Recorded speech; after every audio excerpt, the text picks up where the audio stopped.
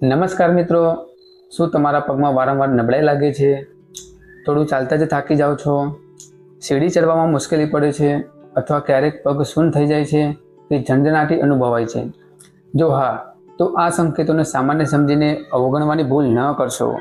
કેટલીક વાર આ સમસ્યાઓ શરીરમાં જરૂરી પોષક તત્વોની ઉણપ, ઓછી શારીરિક સક્રિયતા અથવા અન્ય આરોગ્ય સંબંધિત કારણો સાથે જોડાયેલી હોઈ શકે છે. આજના આ ખાસ વિડીયોમાં અમે તમને એવા 10 પૌષ્ટિક આહાર વિશે જણાવીશું જે શરીરને જરૂરી પોષણ આપવામાં મદદરૂપ બની શકે છે. સાથે જ એવી 10 સારી આદતો વિશે પણ જાણીશું જેનું ધ્યાન રાખવાથી તમારા પગ અને શરીરના સ્વાસ્થ્યને ટેકો મળી શકે છે. અને છેલ્લે જાણીશું એવી 7 સામાન્ય ભૂલો જે ઘણા લોકો અજાણતા કરતા હોય છે. તેથી વિડીયોને અંત સુધી જરૂર જોતા રહેજો. નંબર 1, દૂધ અને દહીં. જો તમારા પગમાં નબળાઈ રહેતી હોય અથવા શરીરમાં તાકાતની ઉણપ લાગતી હોય તો દૂધ અને દહીં તમારા રોજિંદા આહારમાં જરૂર સામેલ કરો.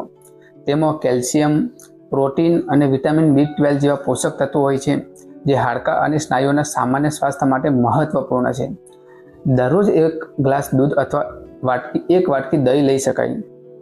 નંબર 2, તલ. નાના દેખાતા તલ પોષક તત્વોથી ભરપૂર હોય છે. તેમાં કેલ્શિયમ, મેગ્નેશિયમ અને ઝીંક હોય છે જે શરીરને જરૂરી ખનિજો પૂરા પાડે છે. દરરોજ 1 થી 2 ચમચી શેકેલા તલ અથવા ઓછી ખાંડવાળી તલની ચીક્કી યોગ્ય માત્રામાં લઈ શકાય. નંબર 3, અંકુરિત મગ અને ચણા. અંકુરિત કઠોળમાં પ્રોટીન, આયર્ન અને ફોલેટ સારી માત્રામાં હોય છે. આ શરીરને પોષણ અને ઉર્જા આપવામાં મદદરૂપ બને છે. સવારે નાસ્તામાં લીંબુ ઉમેરીને ખાવાથી વધુ સ્વાદિષ્ટ અને પૌષ્ટિક બને છે. નંબર 4, પાલક.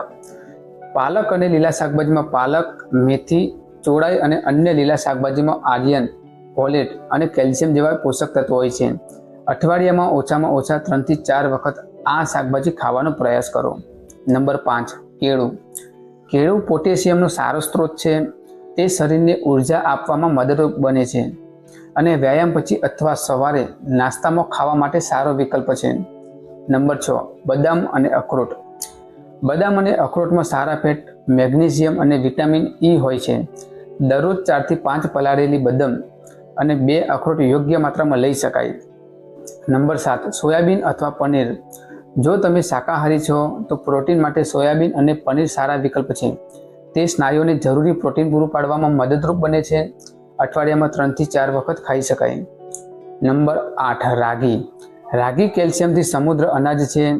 રાગીની રોટલી, રાગીનો શીરો અથવા ખીચડી તમારા આહારમાં સામેલ કરી શકાય. નંબર 9, ઓટ્સ અને વિવિધ દાળ. ઓટ્સ અને દાળમાં ફાઇબર, પ્રોટીન અને જટિલ કાર્બોહાઈડ્રેટ્સ હોય છે જે શરીરને લાંબા સમય સુધી ઉર્જા આપવામાં મદદરૂપ બને છે. નાસ્તા અથવા બપોરના ભોજનમાં તેનો સમાવેશ કરી શકાય. નંબર 10, ઋતુ પ્રમાણેના ફળ.